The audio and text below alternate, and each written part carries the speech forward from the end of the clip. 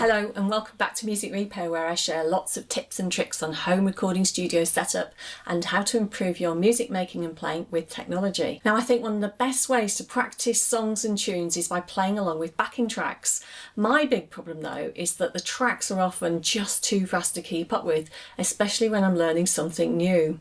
So what I'm going to do in this video is show you step by step how I slow down music tracks in Audacity audio editing software. Once you've slowed the track down, you can actually keep up with it and play in time, then gradually speed the backing track up again when you improve. And by the way, you can do this in reverse if you actually want to speed up the music, not that I ever do. Now, if you do like the video, please share the love and give me a thumbs up. And as always, if you have any questions, do post them below. If you've got any suggestions for follow-up videos, blog posts, stuff you want to know more about, then let me know. And if you want to be the first to see my future tips and tricks on home recording studio setup and music making with the help of your computer, then please do hit the subscribe button and the little notification bell. That would really help me out. Okay, let's head over to my screen and let's see how you do this.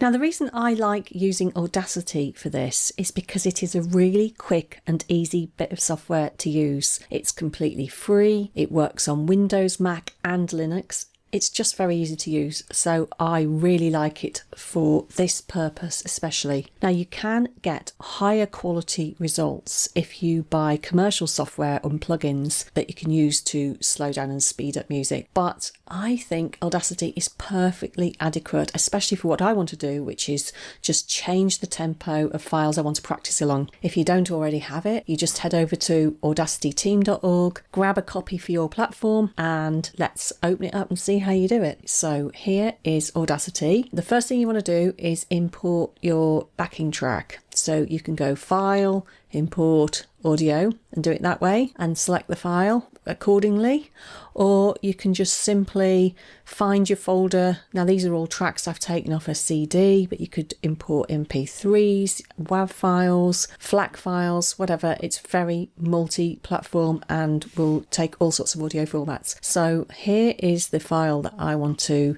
play along with today. So I've just dragged that in, very easy. Just give it a quick audition.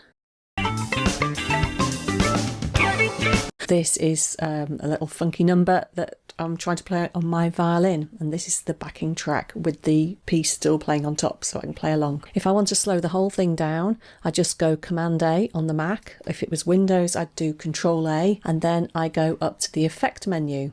Now, it would be very tempting to pick Change Speed, but I'm not going to do that because I do not want to change the pitch of this file. I want it to be in exactly the same key as the original. And if I start changing the pitch, I'm going to start getting into chipmunk mode or whatever. I don't want to do that, although it is possible. So you can, if you want to change the key of a file, also use some of these menus. But today we want to change the tempo so we can play along. So change tempo is what you need to select, not change speed.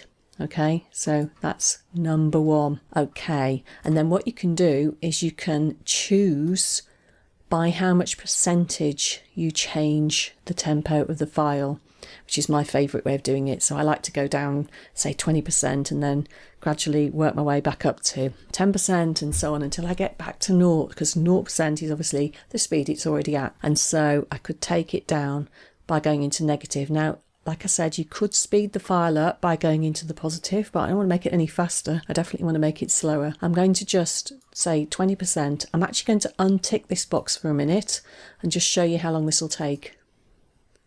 Okay, just a few seconds. Now what I'm going to do is undo that and show you something else, because you'll notice that there is a box here that you can use high quality stretching, but it's a bit slower. Now, I think it is always worth ticking this box. When you slow a file down, it's almost inevitable you're going to get some audible distortions, and the more extreme that you go, the more the distortions.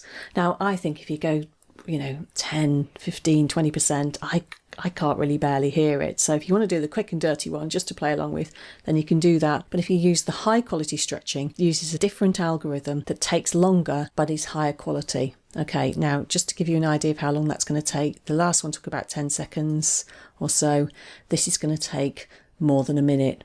okay, for the whole file. But like I say, it's probably worth waiting that length of time. I'm going to cancel it, but just to be aware, so you're going effect, change tempo. If you want really high quality, tick the box, it'll take a bit longer. So at the moment I've still got my file and I'm back where I started. It's just exactly as I loaded it. I wanted to just show you this option here where it's possible to select a little bit of the file. Now, the way I'm doing that is I've got this select tool, and once I've selected it, I can just line it up, because there's a bit of this file here that is particularly fast that I want to practice along with.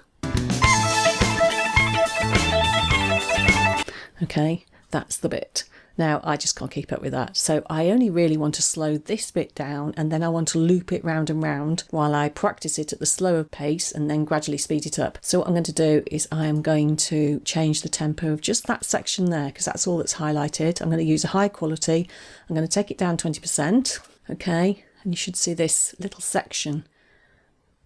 So it doesn't take so long if it's just a section. So you see that it lengthened by 20%. Okay, we'll just have a quick listen.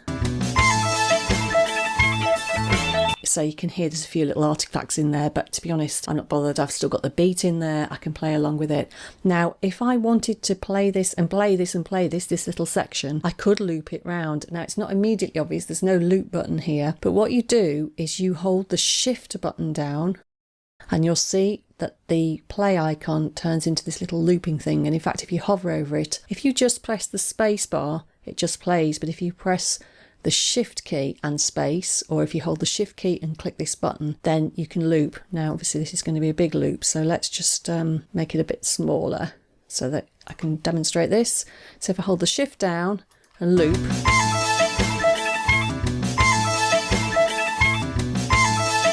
okay, so that's how you could slow down a little section and loop it round and round, and then gradually speed it up again if you wished. Now, if you wanted to save the whole thing at the end, then what you would do is you would export whatever format you wanted. Okay, you'd export the audio. You can, in fact, also save the project. Okay, if you save it, you're saving it as an Audacity format project. So if you want to make a permanent change, don't change your original file, export it and make a new file. There's a couple more things I just want to mention while we're here. You will see in some comments and around the internet that if you want to do a high quality tempo change in Audacity, you should use what's called the sliding stretch. So that's this one here. Now the sliding stretch, you can use it to change tempo and pitch and or one or the other along the file, which can make some interesting results. But what you can do is use it to simply slow the file down by making the initial tempo change and the final tempo change the same, i.e. minus 20%, and not having any pitch shift. Now, if you do this, it is exactly the same algorithm as if you check that box on the change tempo. So if you check the box that I showed you earlier, it's going to use the same algorithm. And if I start doing it, you'll see that it's roughly the same sort of time scale that you're talking about, because it's the same algorithm. So you don't actually need to do that. You just need to go change tempo and make sure you use the high quality stretch, and that will give you the best results. One more thing I would like to point out as well while we're talking about stretching things. Let's say that you had a little found sound that you had, or a little sample, or a little section of file that you'd really like to super stretch to use in some kind of mix or composition you're doing or whatever. What you can do also in Audacity is choose something called the pull stretch, and this is an algorithm that is specifically designed to really stretch a little bit of sound a long way and create something new out of it. So if we listen to this little section here,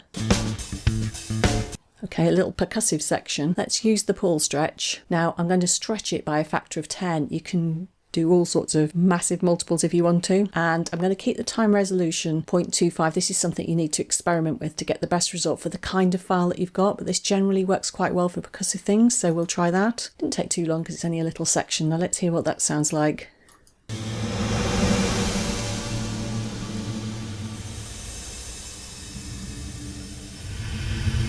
Quite a nice sound effect there that I could possibly use somewhere.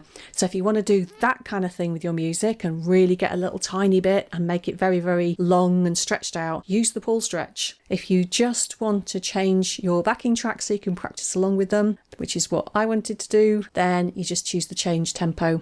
And that's all there is to it. Really simple to use. Well, I hope I've covered everything you need to know to get going. Remember, questions, comments, suggestions, post them below. Please like and share the video if you've enjoyed it. And remember, I post videos on a home recording studio setup and music making with technology, particularly aimed at beginners and people who are just learning. So do subscribe and I will see you next time. Thanks for watching.